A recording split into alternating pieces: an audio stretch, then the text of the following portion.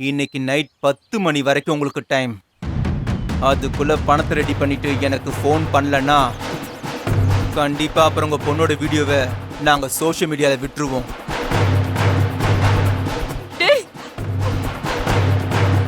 அதுக்கப்புறம் ஏன் மேல வருத்தப்படாதீங்க. இன்னொரு விஷயமும் சொல்றேன்.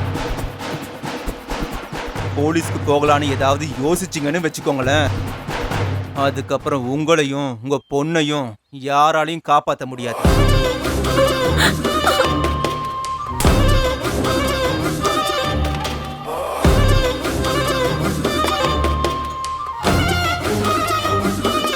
சக்தி, அவன் கிளம்ப போறான். அவனை புடி வேலு. அவனை பிடிச்சாதான் அவனுக்கு பின்னாடி இருக்கிற கேங்க கண்டுபிடிக்க முடியும். சீக்கிரம் போ. புடிச்சிருவோம்.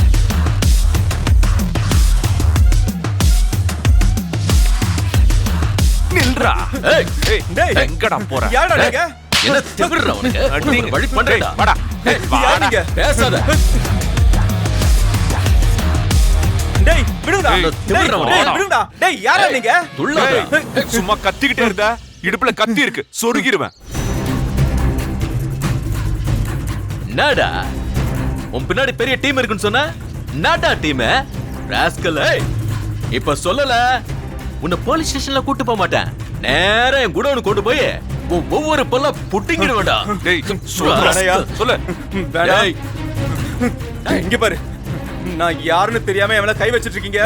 கையை நீட்டி டேய், பேசுற. அதை தெரிஞ்சுக்கிறதுக்காக தான் உன் மேல கை வச்சோம். டேய், உன் பின்னாடி யாரெல்லாம் இருக்காங்கன்னு மரியாதையா சொல்லு. சொல்ல முடியாது. ஆ? சொல்ல முடியாதா? விடுடா. டேய், நீ என்னடா சொல்றது? உன் போனை எடுத்து அலசி பார்த்தாலே உன் பின்னாடி யாரெல்லாம் இருக்காங்கன்னு தெரிய போகுது. டேய், போன குடுறா. தர முடியாது. தர முடியாது. முடியாதா? டேய், குடுறா. சார், புடிங்க சார் அவனை. குட்ரா கைய. ஆ, டேய், குடுறா. ஏய், விடுடா. டேய், உன் விரல வேணும். முடியாது. வெயிடா. வெய்வேல். முடிஞ்சதுடா உன் கதை.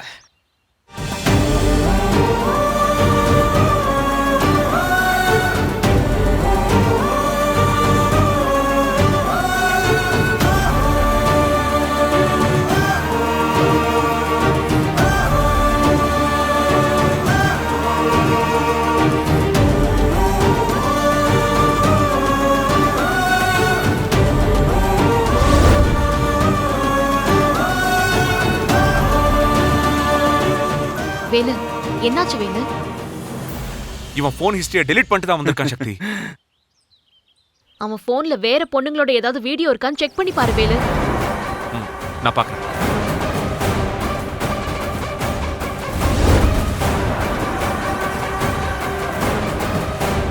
அந்த போன்ல போட்டோ வீடியோ ஒண்ணுமே இல்ல.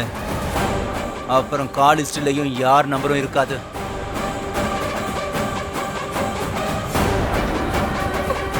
நான் அவ்வளவு சொல்லியும் நீ மீடியால இருக்கிறவங்கள வர சொல்லிருக்கல.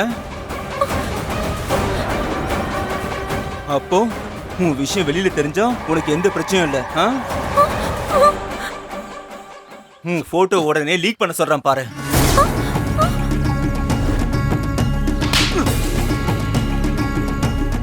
என்னடா? ஆ? என்ன? ஏன் முன்னாடி அவங்கள மிரட்டுற? வீடியோ ரிலீஸ் பண்றேன்னு சொன்னா நாங்க பயந்துருவோமா? டேய், இத பாரு, ஒழுங்கு மரியாதையா உன் பின்னாடி யாரெல்லாம் இருக்காங்கன்னு சொல்லிரு. இல்ல அவனை உன்னை தூக்கிட்டு போய் வச்சு வேற மாதிரி விசாரிக்க வேண்டியிருக்கும். சொல்றோம். ஸ்வேதா, நான் ஏற்கனவே உன்கிட்ட சொல்லியிருக்கேன், எனக்கு ஏதாவது பிரச்சனைனா என் டீம்ல உள்ளவங்க எல்லாரும் வீடியோவை ரிலீஸ் பண்ணிடுவாங்க.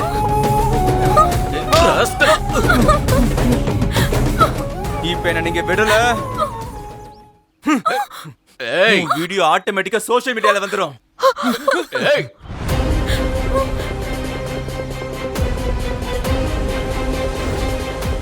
எனக்கு கொடுத்திருக்கிற டைம் வெறும் 1/2 மணி நேரம் தான். நான் இங்க வந்து 20 நிமிஷம் ஆச்சு. இன்னும் 10 நிமிஷத்துல நான் இங்கிருந்து போகலன்னா அவங்க உன் வீடியோவை ரிலீஸ் பண்ணிடுவாங்க.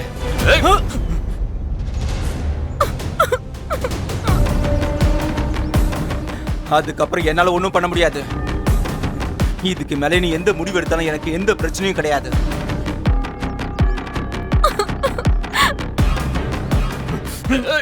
என்ன போலீஸ் ஸ்டேஷன் கூட்டிட்டு போனாலும் போங்க, இல்ல இல்ல உங்க இடத்துக்கு கூட்டு போய் விசாரிச்சாலும் விசாரிச்சுக்கோங்க. ஆனா ஸ்வேதா ஆடியோ வீடியோ கண்டிப்பா ரிலீஸ் ஆகும். ஏய் ஐயோ, அப்படிலாம் எதுவும் பண்ணிடாதப்பா. அதுக்காக தானே உனக்கு 50 லட்ச ரூபா பணம் கொடுத்தேன். நீ அந்த பணத்தை கூட திருப்பி தர வேண்டாம். என் பிள்ளையோட வீடியோ மட்டும் கொடுத்துருப்பா. இனிமே என்ன பணம் கேட்டு தொந்தரவு பண்ணாதப்பா. நான் இந்த விஷயத்துல எந்த முடிவும் எடுக்க முடியாது. எனக்கு மேல உள்ளவங்க என்ன சொல்றாங்களோ அதை தான் நான் செய்ய முடியும். நீங்க உடனே 50 லட்சம் ரெடி பண்ணுங்க.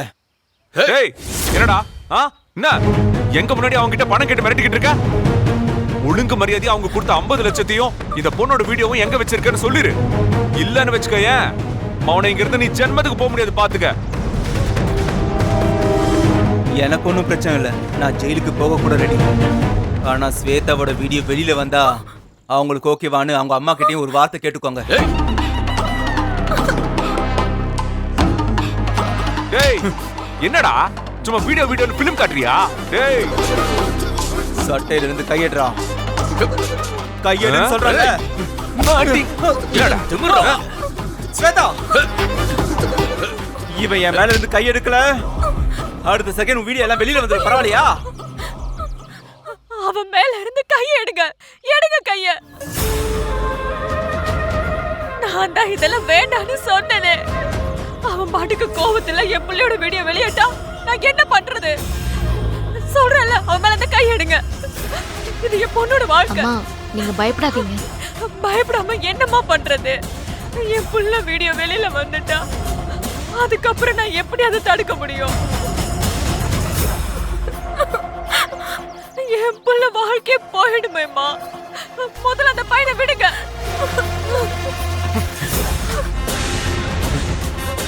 நீங்க இனிமே இந்த பிரச்சனையில தலையிட வேண்டாம். நான் தெரியாம உங்ககிட்ட வந்துட்டேன். தம்பி, நான் பண்ணது தப்புதான். தயவு பண்ணி என் பொண்ணோட வீடியோவை வெளியில விட்டுறாதப்பா. உனக்கு பணம் தானே வேணும், நான் தரேன். தயவு செஞ்சு என் பிள்ளையோட வீடியோலாம் என்கிட்ட கொடுத்துருப்பா. இன்னைக்கு நைட்டு பணத்தை கொடுத்துட்டு வீடியோவோட ஒரிஜினல் சோர்ஸ் எல்லாம் வாங்கிட்டு போங்க. மறுபடியும் இந்த மாதிரி முட்டாத்தனை ஏதாவது பண்ணலாம்னு நினைச்சீங்க, அதுக்கப்புறம் உங்க பொண்ணு வாழ்க்கையை நீங்களே அழிச்ச மாதிரி ஆயிடும்.